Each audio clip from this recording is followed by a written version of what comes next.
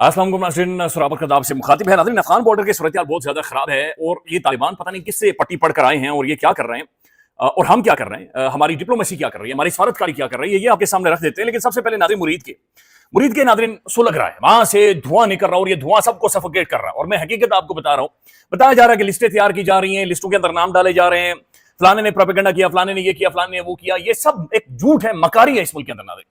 ये बिल्कुल एक लोगों को डराकर धमकाकर उन्हें सफोकेट करके उन्हें कंट्रोल करके मैनेज करके एक कहानियां बनाई जाती है और झूठ बोला जाता है जिसके अंदर कोई रियलिटी नहीं है।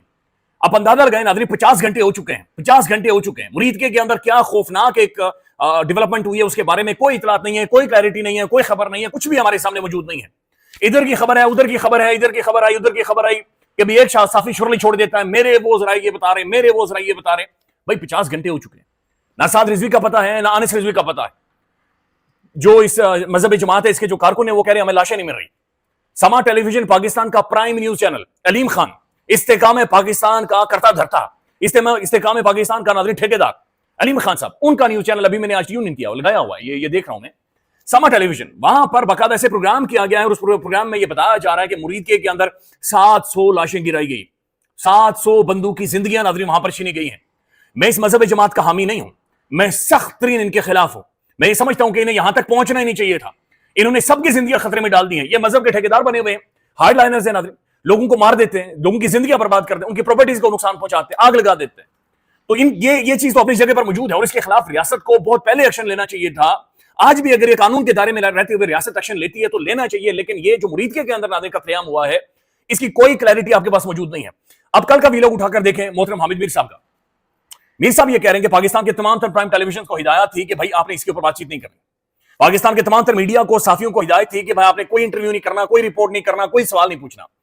कल रात को नाज़रीन समा टेलीविजन के ऊपर बाकायदा से फिर प्रोग्राम चलता है अचानक से, और जहां पर आकर ये एक बंदा बता रहा है कि भाई 700 लाशें, वो कहता है कि मैंने खुद देखी हैं, ग्राउंड के ग्राउंड भरे हुए थे, वो कहता है गलियां भरी हुई थी लोगों की। नाज़रीन ये कीड़े मकोड़े नहीं है, ये जिंदा इंसान है, लोग हैं, सोचने समझने वाले, इनके घर वाले हैं, माँ बाप बच्चे।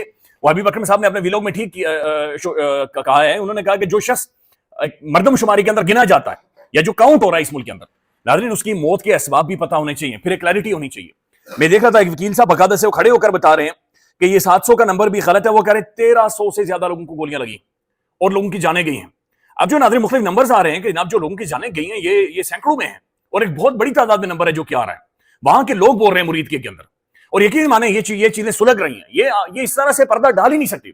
फिर नाज़रीन एक सवाल ये पैदा होता है कि यार ये कैसा एक अफसोसनाक बांझपन है यहाँ का, कोई अथॉरिटी इसके ऊपर क्लैरिटी क्यों नहीं दे रही? जैसी भी है भाई, लूली लग रही है, जो भी है, अदालतें मौजूद हैं, जैसी भी है, फॉर्म 47 की, 46 की, 50 की एक गवर्नमेंट मौजूद है पंजाब के अंदर, वहां की अथॉरिटीज मौजूद हैं, बट स्टिल इतना खौफनाक एक वाकया हो जाता है उसके बाद 50 घंटों बाद भी आपके सामने कोई क्लैरिटी नहीं है। ये कितनी खौफनाक डेवलपमेंट है।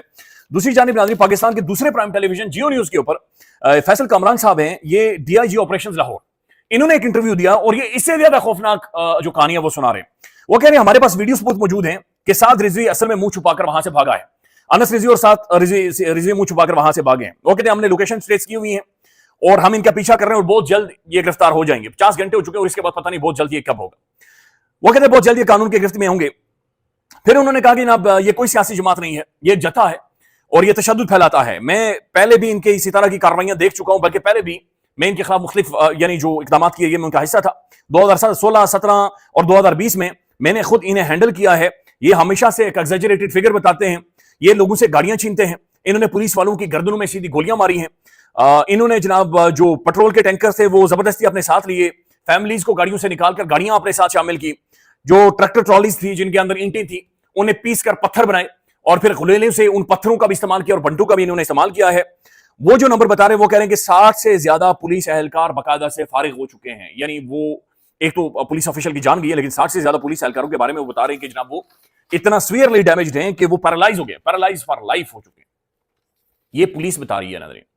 दूसरी तरफ का जो नंबर आ रहा है, जो ये मजहब जमात है, इनकी जानिब से ये कहा जा रहा है कि हमें शदीद तरीन खदशा है साद रिजवी की जिंदगी के हवाले से और अनस रिजवी की जिंदगी के हवाले से। प्राइम मेहरबानी जिसके पास भी है, जहां पर भी उन्हें सामने लाया जाए। और तमाम तरह अथॉरिटीज कह रही है कि हमें इस बारे में कोई नहीं है, हमें इस बारे में कोई पता नहीं है। सामा टेलीविजन जो रिपोर्ट कर रहा है वो मैं आपके सामने रखूंगा, तो आप यकीनी तौर पर नाज़रीन हैरान हो जाएंगे कि भाई ये किस तरीके से ये चीजें जा रही हैं और किस तरफ जा रही हैं। और ये बहुत खौफनाक नंबर है जो कि समा टेलीविजन अब बाकायदा से कोट कर रहा है। ये इब्राहिम मेहरबानी आप सुन लें। यहाँ पर कल क्या हुआ है? कल रात तकरीबन 4 बजे के दरमियान हमला हुआ है। तकरीबन 650-700 आदमी की डेथ हो चुकी है। जख्मी की जो तादाद है वो कुछ कह नहीं सकते। आप कह रहे हैं कि 600-650 अफराद की डेथ हुई है। क्या आपने यहाँ पर लाशें पड़ी हुई देखी? लाशें पड़ी हुई देखी है इधर गाँव में, गलियों में, बाजारों में, जिधर जिधर आदमी के पीछे गए फायरिंग करते गए। इधर स्कूल है, स्कूल की ग्राउंड है, तकरीबन 300 के दरमियान उधर फायरिंग करके आदमी को मारा है। Unbelievable, unbelievable, unbelievable, unbelievable. दुनिया के किसी भी मुल्क के अंदर नादरीन इतना बड़ा वाकया हो जाए, ये नहीं हो सकता। नादरीन आप इनकी सियासत से इख्तिलाफ करें, आप इनकी मजहबी जो रिजिडनेस है उसके साथ आप इख्तिलाफ करें, होना चाहिए। और स्टेट को ऐसे हार्ड लाइनर्स को नहीं पनपने देना चाहिए, बिल्कुल ठीक है। इनके खिलाफ कानूनी कार्रवाई होनी चाहिए, इकदाम होने चाहिए। लेकिन नाज़रीन मुरीद के अंदर गोलियां मारी गई, स्ट्रेट शूटिंग हुई है। ये जो नंबर ये बता रही है, जो पुलिस ऑफिशियल नंबर बता रही है, ये दोनों बहुत खौफनाक नंबर। जुडिशियल कमीशन बनना चाहिए नाज़रीन, कमीशन होना चाहिए। और दूसरी चीज ये है नाज़रीन कि देखिए रियासतों के अंदर, स्टेट्स के अंदर ग्रुप्स मौजूद होते हैं। ग्रुप से मुराद ये है कि मुख्तलिफ सेगमेंट ऑफ सोसाइटी होते हैं।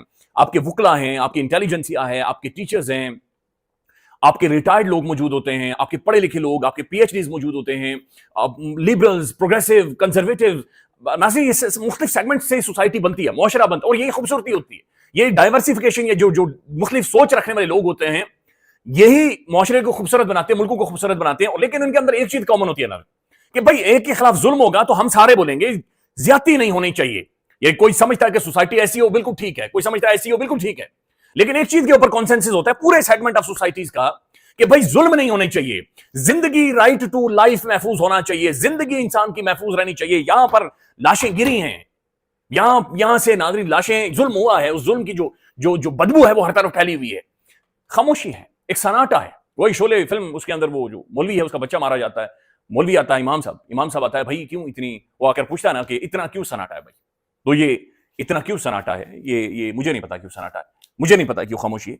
अब ये भी कहा जा रहा है कि अब लिस्टें तैयार कर ली जाएगी, कार्रवाई की जाएगी। तो क्या कार्रवाई की जाएगी? क्लैरिटी नहीं है, कंफ्यूजन है, सवालात है जो कि उठ रहे हैं। ये सिर्फ मुरीद के अंदर नहीं हुआ, पाकिस्तान के अंदर नाज़रीन कोई बंदा, आप मुझे चंद हजार लोग देखते हैं, आप मुझे बता दे कोई भी बंदा क्या कोई साइकोलॉजिकली ठीक है, नफसियाती तौर पर ठीक है इस सारी चीजों के बाद?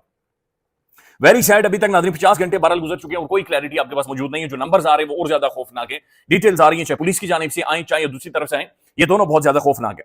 अब नाज़रीन जो अफगान बॉर्डर है वहां पर चीजें खराब है। वो अगेन अब रात को भी उन्होंने पाकिस्तानी बॉर्डर के साथ छेड़छाड़ करने की कोशिश की है। देखिए हमारी जो मिलिट्री है, ऑब्वियसली हमारा जो डिफेंस है वो इनविंसिबल है, यानी अनटचेबल है, नो डाउट इन दैट। हम एक बहुत तगड़ी एक मिलिट्री वाइज हम एक नेशन है, दुनिया की बड़ी जानदार मिलिट्रीज में हमारी पाकिस्तानी फौज का शुमार होता है। लिहाजा ये तो क्लैरिटी है कि इस मुल्क की जो सरजमीन है, जो बॉर्डर है, उसे कोई नुकसान नहीं पहुंचेगा।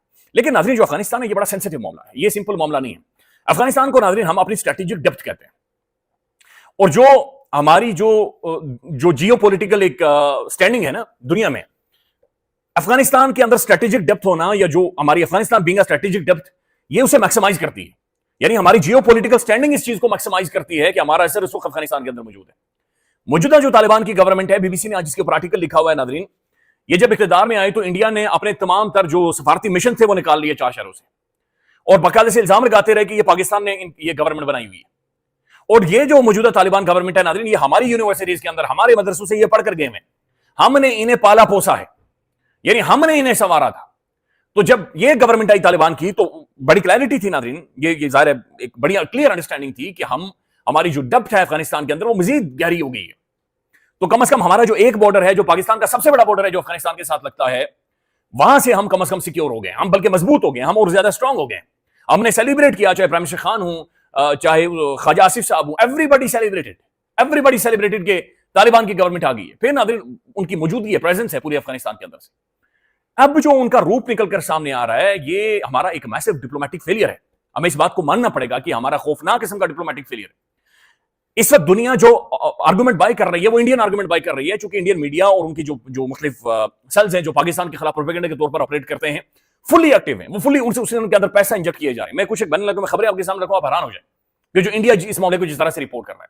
बीबीसी भी नाज़रीन ये जाकर लिख रहा है कि हम हैरान हैं, इंडिया खुद हैरान है कि कैसे तालिबान की गवर्नमेंट, जो कि एक हार्डलाइनर्स इस्लामिस्ट हैं, मौलवी हैं, हमने हमारी तरह यानी दाढ़ियां उन्होंने रखी हुई है माशाल्लाह से, जो कि पाकिस्तान की डेप्थ थी वो इंडिया की गोद में जाकर बैठ गए। आमिर खान मुत्तकी जो अफगानी वजीर खारजा था नादरीन, वो भारत के अंदर गया, लिटरली वो चूरी बना बनाकर इसके मुंह में डाल रहे थे। अब नादरीन जो खबरें आ रही हैं ये खौफनाक है। भारतीय प्रॉक्सी वहां से ऑपरेट करती है, कोई डाउट ही नहीं है।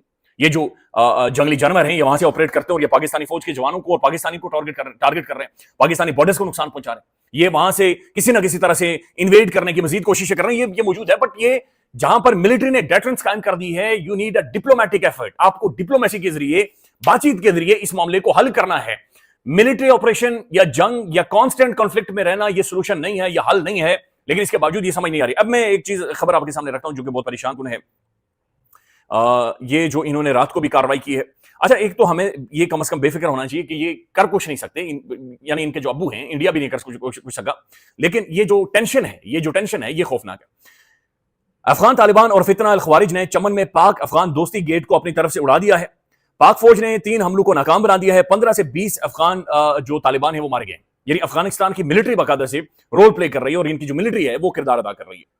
फिर नाज़रीन जो खबरें आ रही हैं वो खबरें ये आ रही हैं कि जनाब पाकिस्तानी फौज ने चमन के इलाके स्पिन बॉल्दिक में अफगान तालिबान और फितना अल खवारिज के हमलों को नाकाम बनाया है। अफगान तालिबान और फितना अल खवारिज की जानिब से 3 मुकामात पर अलल सुबह हमला किया गया। पाकिस्तानी फौज के जवाबी कार्रवाई में अफगानिस्तान तालिबान को पसपा होने पर मजबूर किया। अफगान तालिबान और फितना अल खवारिज के दहशतगर्द देहात और मासूम लोगों को ढाल बनाकर इस्तेमाल कर रहे थे।